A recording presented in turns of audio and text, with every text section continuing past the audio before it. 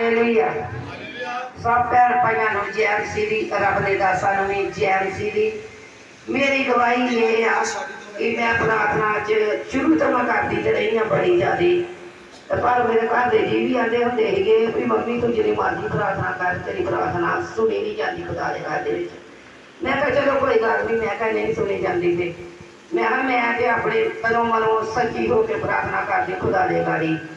ते हुण वा ते हुण मैं घर दे विच जिद्दन नूर बीमार सी, ओहदा ऑपरेशन होना सी, उदन उन्होंने घर दे विच बह के आपां सारे परिवार बहुत सारी दुआ कर रहे थे।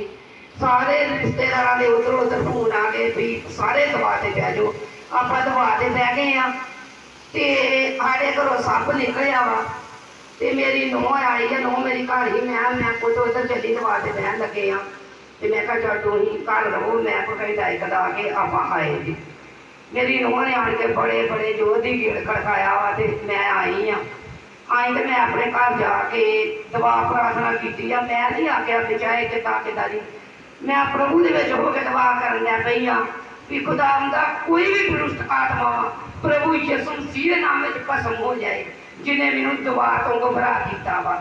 तो मैं अपनी भैन भी दसदी रही हाँ भी भैन मैनू मतलब वीना भी दसदी रही जयदीपुर वाली भी वीना मैं दवा करनी है जदों तो मेरे मूँह मतलब पता नहीं की निकलता वा। तो मैं मतलब सियाणी ब्याणी हाँ तो मेरे इस गल की शर्म बड़ी आती है। तो मैं जबान अपनी जी घुट लेनी हाँ।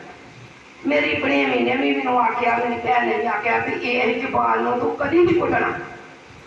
मेरे लागे गवांढ वादा ने कई भरजाई आ भाई लोग होनी आ, इन्होंने मेरे मजाक बहुत ज़्यादा डाने जो मैं दवा प्रार्थना करनी हाँ। तो मेरिया भनेवियां ने आख्या भी कभी पवित्र आत्मा मखौल किया जड़ा वा कभी बख्शिया ना जाएगा। उन्होंने आख्या भी घरों घरी सारे इदा के बख्शण वाले आ, खुदा किसी को नहीं बख्शदा, सारे इदा नहीं आ। मैं अपनी भनेवी आख्या भी तू बिल्कुल नहीं कहना, मैं अपने घर के जितना मर्जी दवा प्रार्थना करा भाए कोई मेरे आंढ गवांढ मखौल करे, मैनू कोई तराजगी नहीं। मैं आख्या मैं अपने घर के जो इन्ना मैक च दवा करती हाँ, मैं इस गल की भी शर्म करनी हाँ भी मतलब मैं जो दवा प्रे करनी हाँ, मैं प्रे करती मतलब ऐर सैर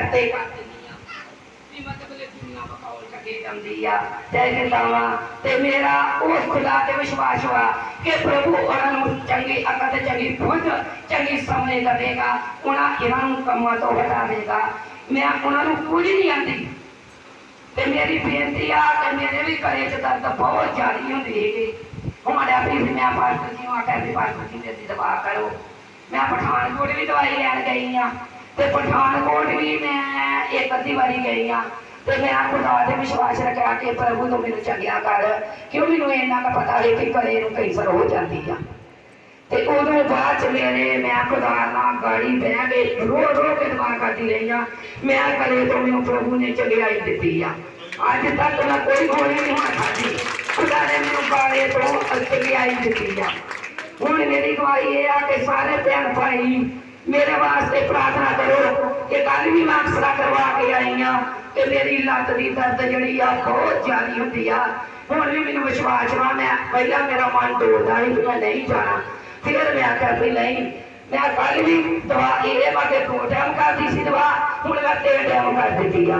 हूँ मैं तो 3 टाइम बह के प्रे करनी आ, चाहे कोई मेरा जी घर के बवे चाहे ना बवे, मैं खुदा दे गाड़ी मतलब ने चुकनी आ भी खुदा हर लोड़ा जरूरतों मेरिया आसा ते मुरादा प्रभु पूरा करे। मेरी बेनती आ कि मेरी लत्त की दर्द हर जे तो मैं आंदे संडे में फिर गवाही देवा खुदा के घर। सब भैन भाइयों जय मसीह, रब दे दासां नूं जय मसीह।